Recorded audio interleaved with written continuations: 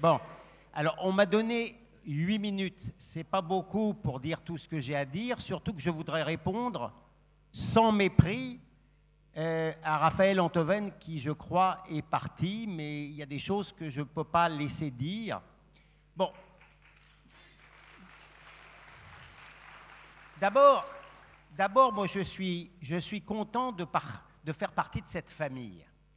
Parce qu'on est très diverses, mais j'ai le sentiment de famille parce qu'il n'y a pas beaucoup de familles politiques où on aurait laissé, à part quelques interruptions stupides, laisser dire et parler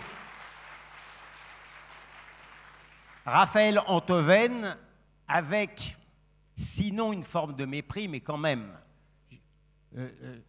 il n'a pas parlé une seule fois d'immigration. Il a contourné Antoven, hein. Il n'a pas parlé une seule fois d'immigration, ni d'islam. Et j'avais l'impression qu'il s'adressait ici à des opposants farouches à l'avortement, à la pollution de la peine de mort et au couscous. C'est quand même un peu réducteur de ce que nous sommes.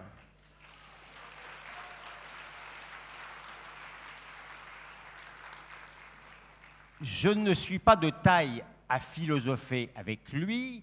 Je crois quand même à l'existence du moi. Moi, je me considère comme un Français juif identitaire, mais je ne pratique moins le culte du moi que le culte de l'autre, qui est aujourd'hui le culte des médias et de l'intelligentsia ou de l'inintelligentsia.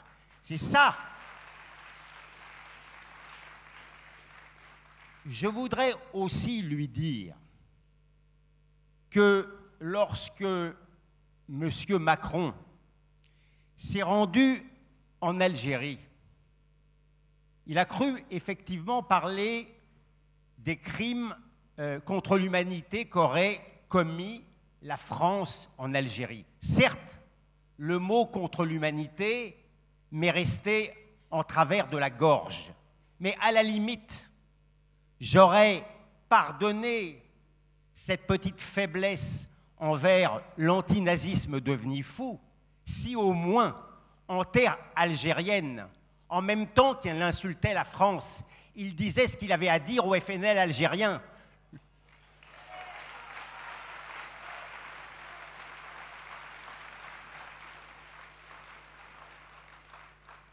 Je veux bien qu'on parle de la torture, à condition également qu'on parle des massacres d'Oran.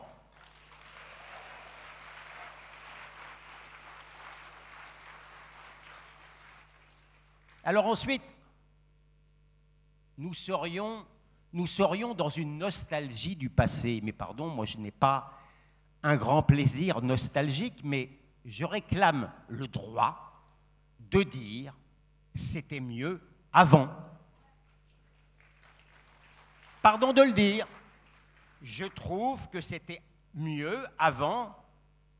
Zemmour en a parlé, qu'une ministre de la Santé nous dise qu'une femme peut être un père, ou qu'un ministre de la Justice nous explique que ça n'est plus l'accouchement qui fait la filiation. Je trouve que c'était mieux avant.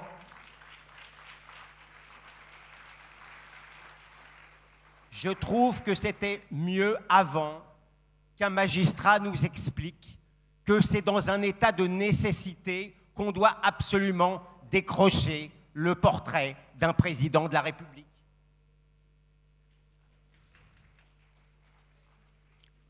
Je trouve que c'était mieux avant que des terroristes islamistes rentrent dans des écoles pour massacrer des enfants juifs ou dans une église pour massacrer un prêtre chrétien.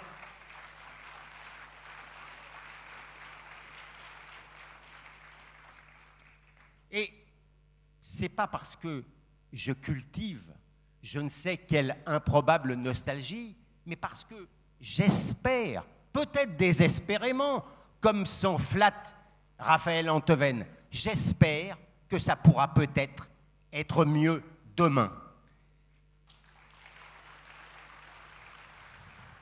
Alors, oui, Oui, j'étais venu, et en peu de mots maintenant, j'étais venu vous parler de ma présence ici contre le mépris. Oui, je suis là pour ça. Je ne supporte pas le mépris. C'est la raison pour laquelle je suis rendu la semaine dernière à la Manif pour tous, pas parce que je suis un spécialiste de la PMA non thérapeutique, mais parce que je ne pouvais pas supporter qu'une soi-disant humoriste de France Inter moque les prénoms de la vieille France, Ludovine ou Albéric. Pardon, tout le monde ne peut pas s'appeler Sophia Aram ou William Goldnadel.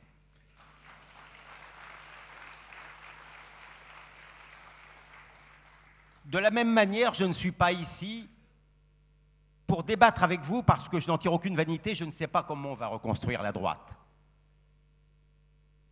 J'ai fait peu de politique, j'ai été secrétaire national de l'UMP et je n'y ai pas laissé un souvenir impérissable. Mais, je n'ai pas supporté qu'un président du Sénat morigène des députés républicains sous prétexte qu'ils avaient dîné avec une jeune Française.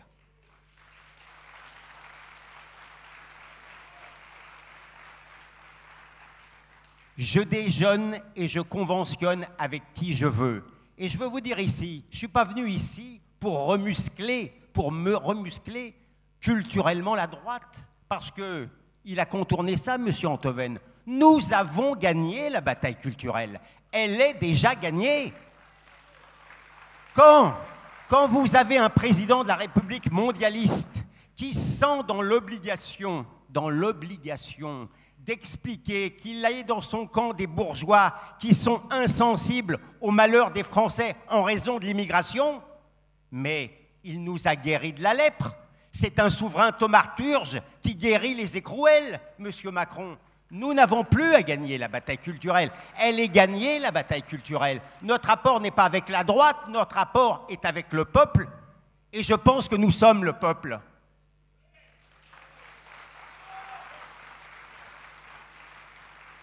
Le problème, c'est que nous risquons de perdre encore et encore les batailles médiatiques, les batailles de l'émotion parce que les dés sont pipés, et les dés sont pipés parce que je reproche à la droite d'avoir manqué de caractère et d'intelligence politique. Comment se fait-il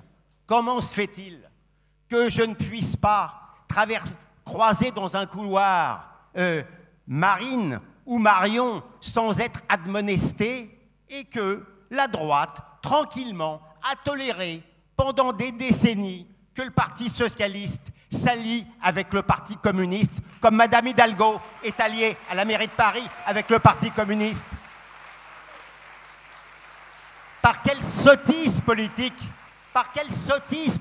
a-t-on toléré ça? Parce que, si on veut rentrer dans les détails, le Parti communiste, il s'appelle toujours le Parti communiste. Il a toujours la faucille et le marteau, le Parti communiste. Il applaudit encore Castro, Maduro et le terrorisme palestinien, le Parti communiste. Il est toujours le Parti communiste. Or, quel que soit le regard que je porte au Rassemblement national, pour prendre ce parti au hasard, je n'arrive pas, en ce qui me concerne, aujourd'hui, au regard des critères politiques, à le classer à l'extrême droite.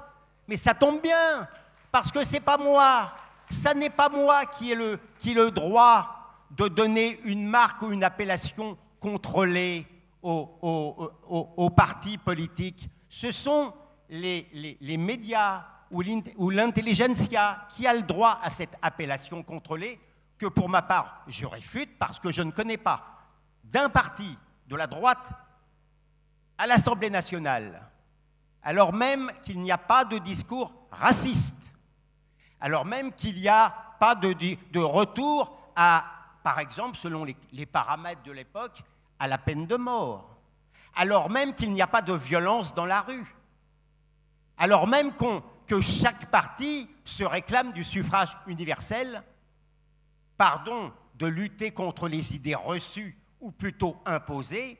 Je n'accepte pas ce marquage-là. Mais à la limite, mes amis, et pour terminer, à la à supposer même.